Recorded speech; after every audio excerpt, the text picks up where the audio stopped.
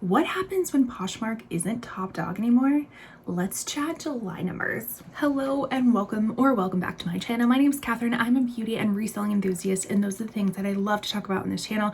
If that's something you like to watch, consider subscribing before you go. This is my monthly series where I kind of go a deep dive into my part-time reselling career, if you will, and we chat about numbers. We chat about what's working, what's not working, what brands are selling well, what brands are not selling so well, some tips and tricks for you if you are looking to be a reseller, or if you're a veteran reseller, maybe there is something out there that you haven't been trying and you want to implement. We are recapping July 2025. This was a month where, I took a 3-week vacation from my job. As if you didn't know, I'm a full-time mental health therapist. I did take 3 weeks off. I was going on a few vacations with family, one in-state, one out-of-state. And you know what? I was just like, why not? Why not take 3 weeks off? I have the time. Take it. So my numbers aren't as great as I want them to be, but hey, that's been a theme this whole freaking year. It has been a theme that my numbers have not been where I want them to be, where they want to be, where anybody wants them to be. So I would love to say that the vacation was part of it, was the whole, well, not even part of it. I'm saying the vacation was all of it as to why they're not there, but that's just how it's been as of recently. But let me scoot over and we will talk numbers. So just some very general numbers that we have going on here. So editing Catherine here, popping in here, basically to correct myself. When I was editing this, I realized that some of my beginning numbers were a little bit off. And this is why we don't fully trust technology. I talk about this a little bit later in the video, but here's some foreshadowing for you. So my total sales were $717.33. My cost of goods was $208.32, and then my total profit was $538.90.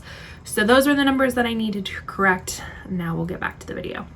So like I said, not that great. I had hoped that June was like an uptick and it was going to continue as an uptick, but it joked on me. It was like, nope, we're just gonna let you experience something a little bit better, and then we're gonna put you back in its place. Yeah. So my average cost of goods, so what I spent on average per item that sold this particular month, so this changes every single month as well, was $8.33, which is a little bit on the higher side of things. I like to keep my cost of goods anywhere from like the $5 to $7 range. That's usually how much I can find things for. But this particular month, some items did sell that were a little bit higher in the cost of good range, and we'll talk all about it. My average listing price for this month was just over $40. And then my average profit per item was $21.56. So I did successfully meet my goal of having $20 profit per item. I think that's just a realistic number for me. Maybe I need to shoot higher. I don't know. It's just the inventory that I have around me and what I'm comfortable letting things go based off my cost of goods. I want to make $20 an item. I don't think it's that hard, or it shouldn't be that hard. It shouldn't be, but some months prove a little difficult. But not this month. We actually made it and above. My average days to sell was 111.83, so we will just round up to 112 days. That is a little bit on the higher side for me. We had some inventory that sold that I hadn't relisted in a while, and so that brought up the number of days that it's been listed significantly. I have been really trying to focus on relisting old items at this moment, kind of going through checking, checking like pictures and photos and listings, and how can I make the listing even better using style tags and things like that. So I have been heavily focusing on relisting old items, which in August I feel like it has improved a little bit. So I didn't sell too many items this month, which also is a bummer. So I only sold 24 items, but this is where Poshmark is not top dog anymore. So Poshmark is bae. Poshmark is old faithful for me. It is the platform that I usually sell the most items on. But this month, I actually sold just as many items on Poshmark as I did off Poshmark. Now, I know that's not like, oh wow, that's huge. It's only 24 items and only 12 sold on Poshmark compared to 12 selling on other platforms. For me, that's kind of unusual, so I wanted to make note of that. So going through each of the platforms that I sell on, I sold 6 items on eBay, which I think is like a decent number for me. Kind of going back in my head thinking of how many items I sell. I would say eBay is probably my second slot of how many items I sell, but even then, 6 items on eBay is kind of a chunk. On Depop, I sold 3. I sold 1 item on Curtsy, 2 on Mercari, and like I said, the rest on Poshmark. And it was kind of funny. My background that I'll use for my thumbnail is like my inventory sheet, and you'll see like this huge block of numbers that are different colors in the Excel sheet, and those are all those sales that like sold elsewhere, and it was a chunk of them for about a week. Let me double check. Let's see. Yeah, it was about 10 days worth of sales that did not happen on Poshmark. They happened everywhere else but Poshmark. So I will say it now. I will say it again. I will say it in the future. I've said it before. Diversify your platforms. You have to. Because if I didn't sell on other platforms, I would have been 10 days without sales on Poshmark. And that's just like not good. I don't want that. You probably don't want that as a reseller.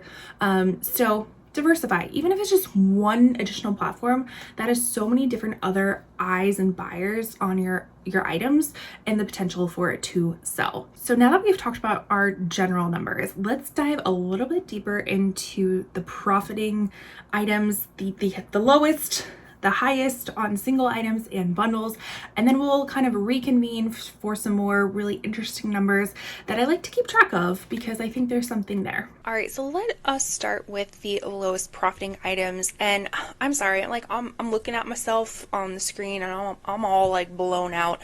If anybody has a good screen recorder application or something, please let me know, because I just feel like this is just not right. Anyways, not the point. Let's get into the lowest profiting items. So the first one is on eBay. This is Crown and Ivy gingham top with bow sleeve details, size medium. It was in good use condition and it retailed for $51. So my cost of goods of this was $4.52. It did sell for $14 plus shipping. It ended up being like, I don't know, what was it? Let's see, like $25.89. I do all of my eBay shipping priority, so that's why it's a little bit more expensive, but I at least know what the priority shipping is going to be. I know that I'm going to have the shipping materials for it, so I just choose priority shipping. So my profit on this was only $5.30, which again is not anywhere close to the $20 mark that I would like it to be. But you know what? That's okay. Crown and Ivy doesn't retail for a lot. It's not super sought after. I just picked this up based on the style of it because I thought it was super cute with the little bows, the gingham. Like, I'm obsessed with ginghams, so like I kind of wish I would have gotten this or been able to find this in my size. So I just kind of vicariously lived through it through my inventory. But the buyer and I did receive a counter offer on this. So whenever anybody is interested in an item on eBay or pretty much anywhere, I always send them a percentage offer. Usually it's like 20% off, depending on the item. And then this person like counter offered that. Then it was something like ridiculously low. I counter offered back. We kind of went back and forth, and then eventually the offer expired, and then they came back to me with a lower offer, and I was like, no. So I just gave them the 20% off again. Eventually we came to 14. This was not promoted, so on eBay I do promote my items, and usually will, depending on the price of the item, like how much I price the item, it will either be a 2, 3, or 8% promoted. So I do have to pay that on top of that, but luckily I did not have to on this promoted one. And this one did have style tags for it. So again, I'm describing the item stylistically, and I have been kind of comparing numbers and stuff like that, and we'll talk about it in a little bit. I've talked about it in a few different videos, so it's not anything shocking, but I do think that they are helping sell items quicker. So the next item is my Depop sale. So a pair of these really cute Disney Halloween pumpkin Minnie Mouse ears. They did sell for $12 on Depop. My cost of goods was $5.50. These actually came in a pack of 5 from Sam's Club, I believe. They were Disney licensed, so I made sure to put that right here. Yeah, officially Disney licensed. So we went to Disneyland last year for Halloween, and I bought this thinking I was going to use them, and then I realized headbands like really hurt my head. I get headaches with it, so I didn't end up wearing any of them, so I figured I would sell them off. This will not be the last pair that you see on this list. But it did take 188 days of selling within the first time listing it.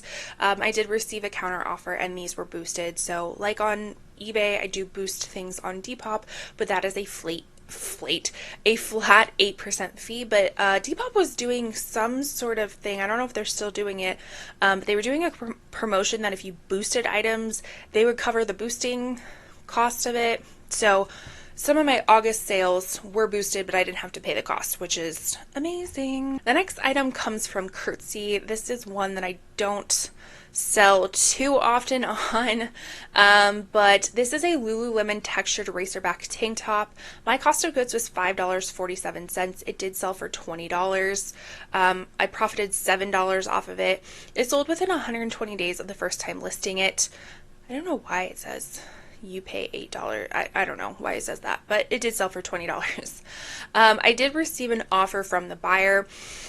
Curtsy is one of those what I call gimme platforms. So when I talk about diversifying, like I really think that you should be selling. If you sell on Poshmark, you need to be selling on Curtsy as well, because Curtsy has a really cool feature that basically you just have like you hit a little toggle button and it automatically will list it for you, like cross list it for you. So if you are listing on Poshmark, you should be listing on Curtsy. Now, with that said, I don't sell a lot on Curtsy though, but because there is literally zero effort into it, I don't mind doing it, because every so often you will have this sale and you don't have to put in any extra work. But I caught myself in doing free shipping for my items on Curtsy, and I realized that wasn't really garnering me any more sales than if they paid for shipping. So I did actually have to talk to customer service, because there was no way for you to like do a mass like change back to not paying for shipping. So they were able to do it on my end. So every time I upload to Poshmark and then it cross lists to Curtsy, it no longer offers free shipping. But you let me know, if you sell more on Curtsy, do you notice that the free shipping actually helps or doesn't really help? And then here is a second pair of Disney ears. These are the Halloween spiderweb Minnie Mouse ears. Really cute. Like I said, my cost of goods was $5.50. These sold for $16, so I profited $7.30. They sold 196 days of the first day selling.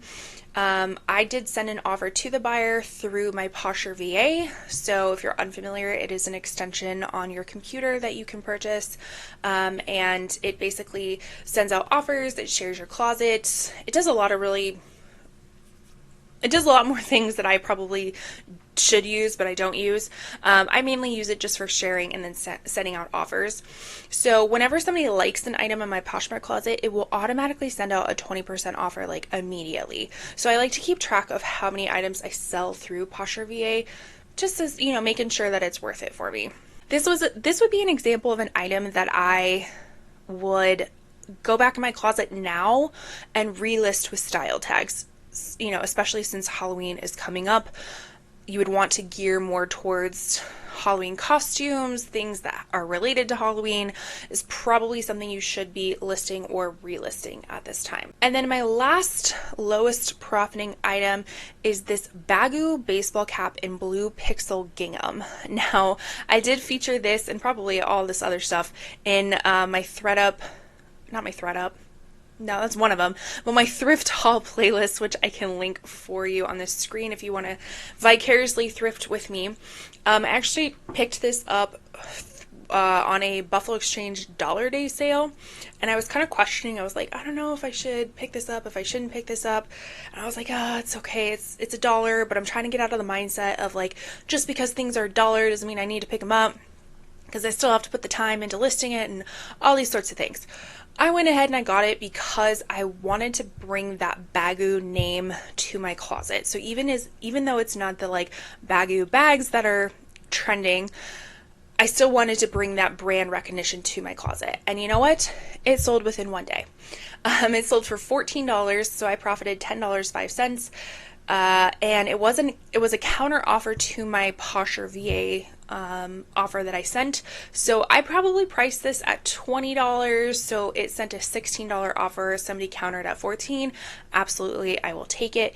And as you could see, I did have some style tags down here: preppy, visco girl, tomato girl, soft girl, all that sort of stuff. So very happy to know that I made a right decision. Now let's get to the fun part of everything, and these are the highest selling profits of this month. So we are starting with these pair of Tory Burch Miller welt printed tumbled leather and navy canning logo geo combo. What a name, Tory. These I picked up for $42.44. I believe I got these at Plato's Closet on a coupon, so it was one of those, like, if you spend $60, you get $20 off or something like that. So I picked these up because the Miller sandal from Tory Burch is very popular, and it remains pretty popular and a good selling style. And especially this like really fun kind of spring nautical summer print, I thought was really great.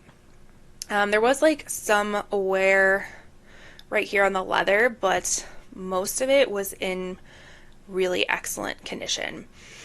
So anyways, these sold for $95, so I profited $33.56.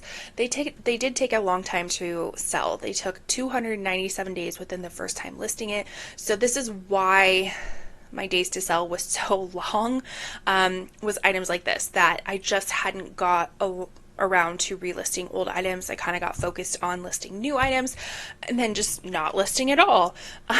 So I'm really trying to relist old items at this moment. And I did receive an offer from the buyer because I probably had these listed probably 140-ish, and somebody offered me this, and because they had been sitting for so long, I was like, who am I to decline money at this point? So I did take the offer. Going back to eBay, I sold a pair of these APC Petite New Standard Selvage Denim Jeans, a size 33, so they were men's, excellent use condition. They retail for $175. So here are some examples of pictures that I take.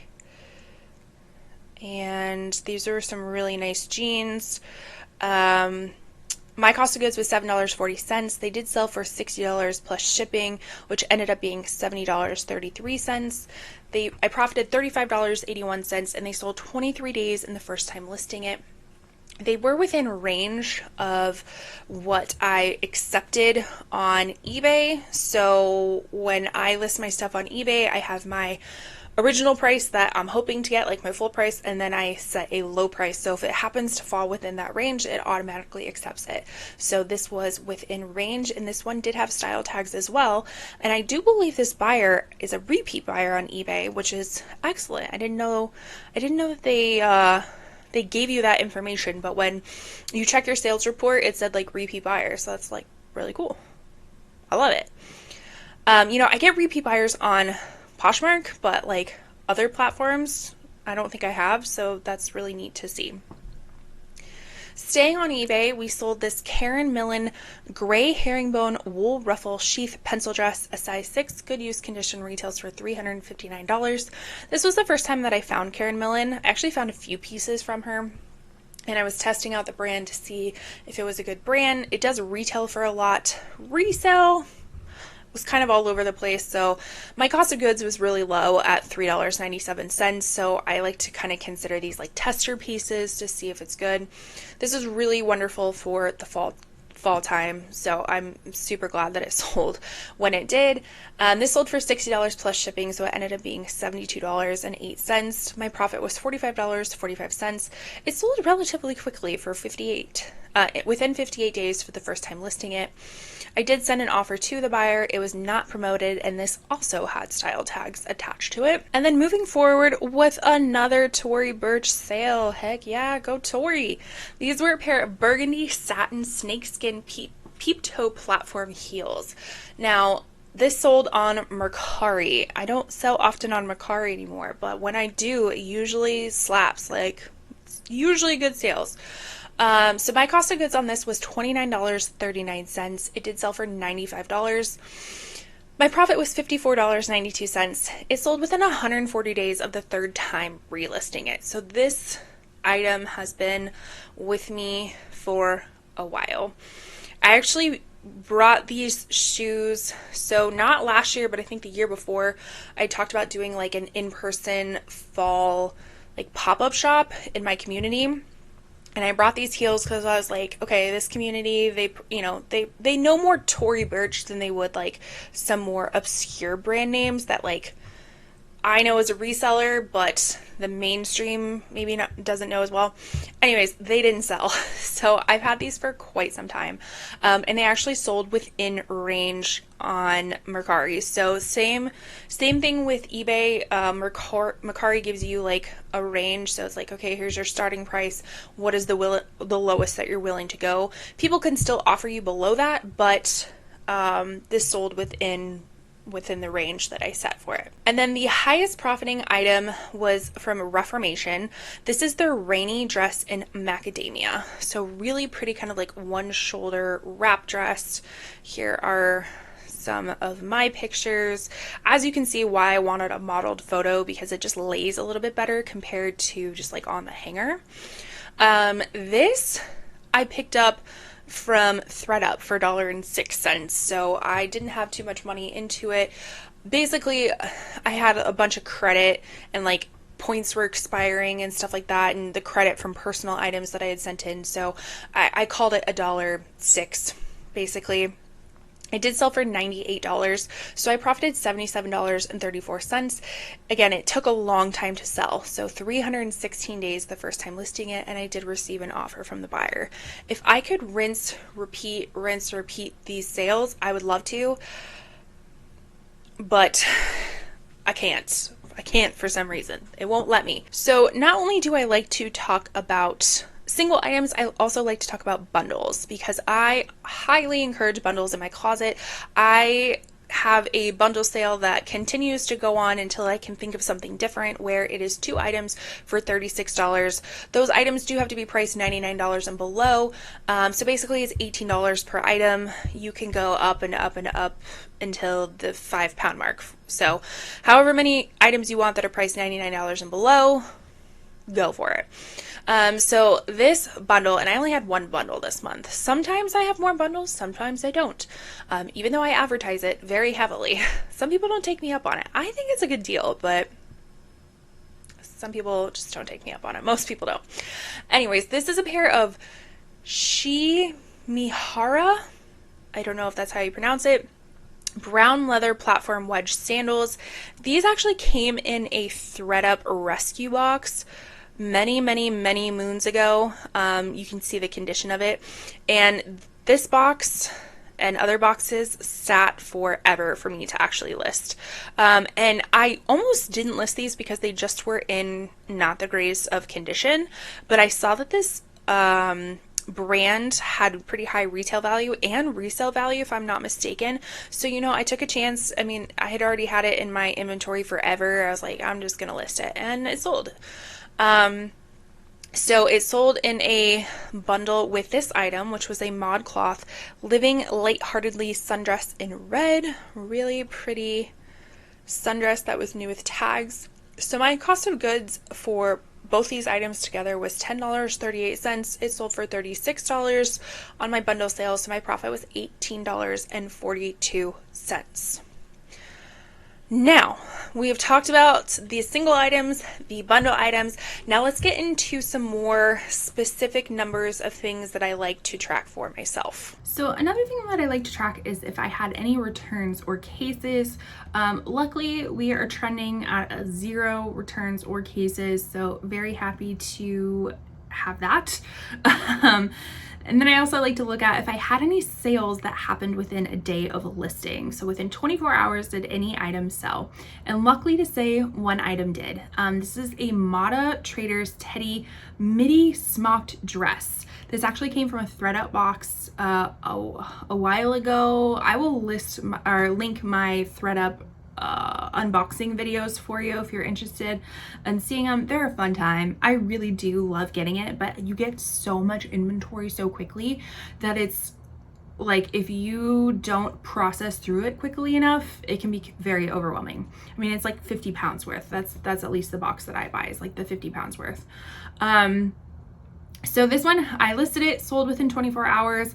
Thanks so much to Mari, one of my subscribers who purchased it, Beauty Obsessions. Thank you so much. I do appreciate it. She actually saw another item that had a flaw with it and asked if she could add that on, which yeah, of course. I mean, the item had like a huge flaw and I didn't charge her for it or anything like that. So it was kind of funny that she wanted the flawed item and then bought the one to get it. You get what I'm saying. But one thing I do want to say about this is that I do use Vendu as well as like my cross listing system.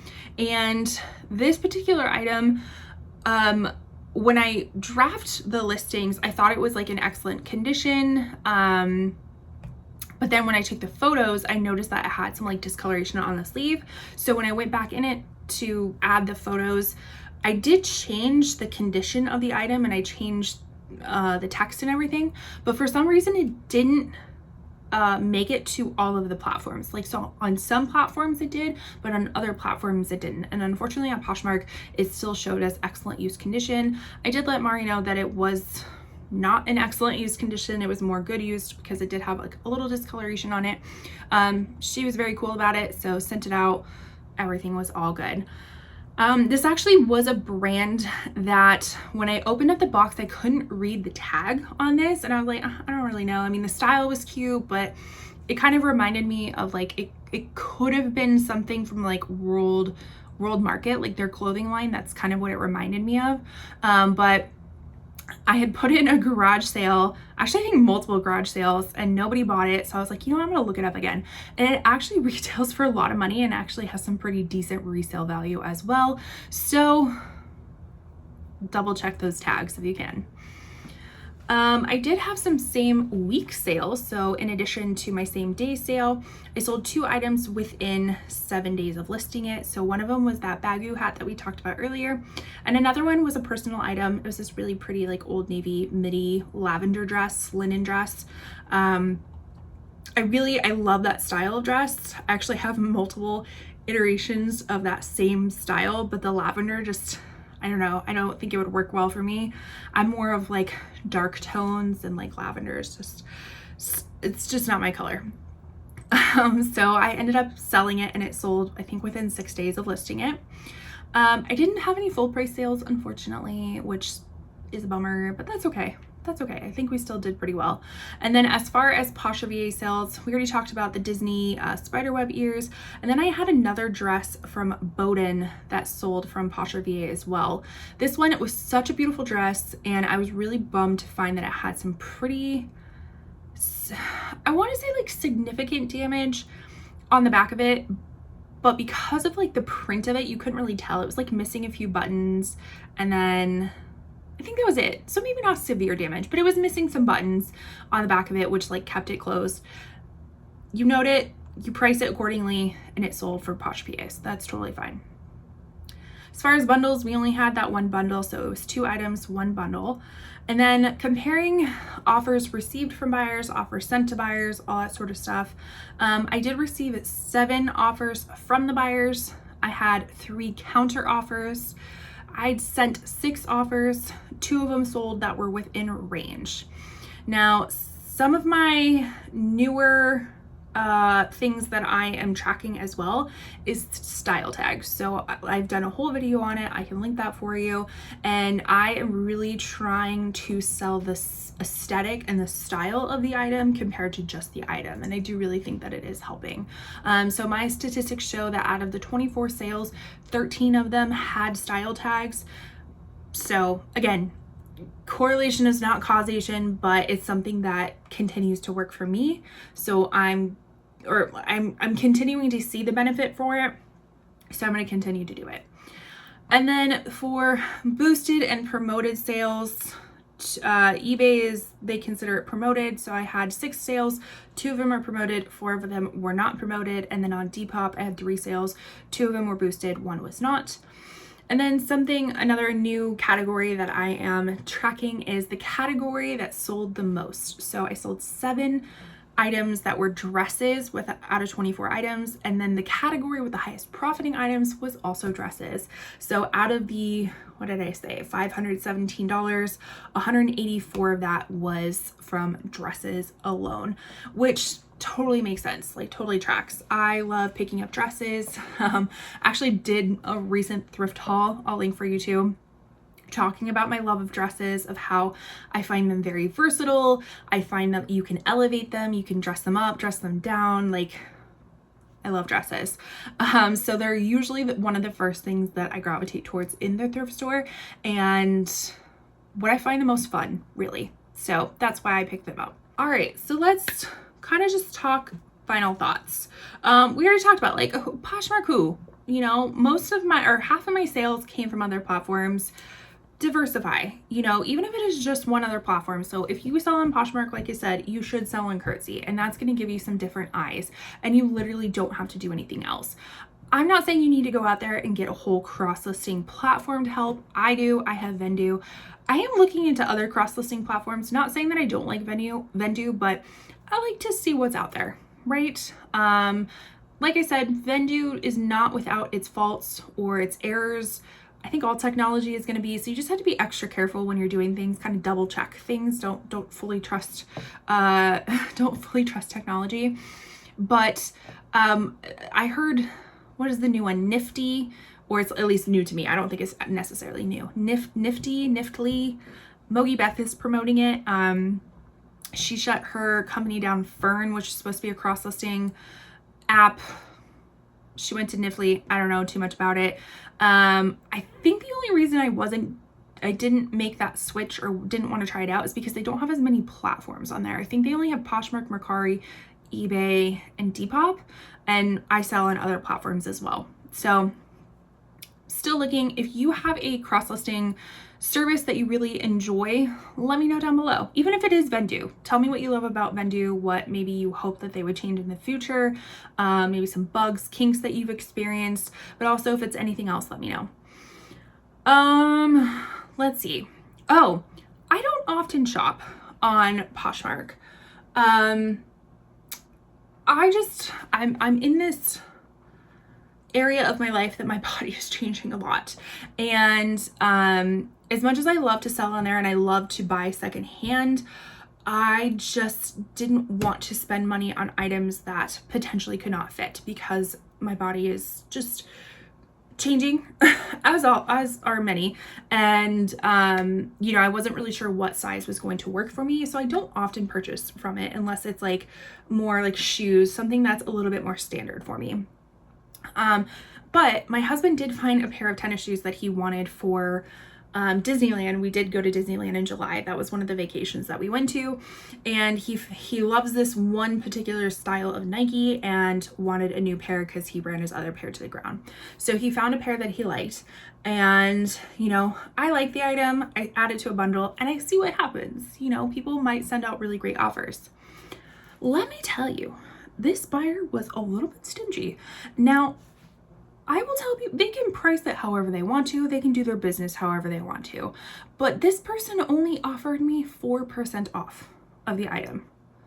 4% off. I don't think it was 4%. It might have been 4% or $4 or something like that. Like, it was a very minimal amount off of their asking price. Cool. You can do what you want. I'm going to counter offer. And it wasn't like You know, the item was originally $89, then I think they offered me $85. I wasn't like offering $25. I offered $65. You know, still something that you're gonna get a decent amount, I'm gonna get a decent amount off. They just straight up declined instead of counter offering. Even if you would have counter offered your original offer that you made me, I get it. That's what you're firm at. But if you're just gonna decline me, like, that kind of pisses me off a little bit. So you let me know what your thoughts are. Like, I come from the perspective that this is a negotiation and I'm gonna price my items high because I have wiggle room within my cost of goods. Now, maybe this person didn't have wiggle room. Most likely they were not selling for a profit. They probably just wanted to recoup most of their money back. But I'm somebody who's a little bit more flexible. I counter. I very rarely just outright decline people. You know, so you let me know your thoughts. You know, are you an avid buyer off of these platforms? I just thought that was interesting behavior, but I'm also coming from the mindset of somebody who's trying to make money, make a profit off of reselling. So, you know, I have to remember that most people are here just to sell their old stuff, stuff that doesn't work for them anymore. And of course, you know, I would want to recoup majority of my money too, if I had to. But yeah, so, you know, people were a little bit stingy. Tory Burch coming in hot. Again, they took a while to sell, but they're usually a very consistent seller for a high asking price and a high profit. So I was very happy with that. Vacation slowed me down a little bit, but you know what? I really enjoyed my vacation, so that was okay. I was okay to still make $500 profit and take a vacation. So you let me know, how were your July reselling numbers? Did you hit your goals? Did you fall short of them? What did you love about it? What are you dragging about it? Let me know all the things. I'd love to hear from you. Make sure you like, comment, subscribe, do all the wonderful YouTube things, and I will see you in my next one. Bye.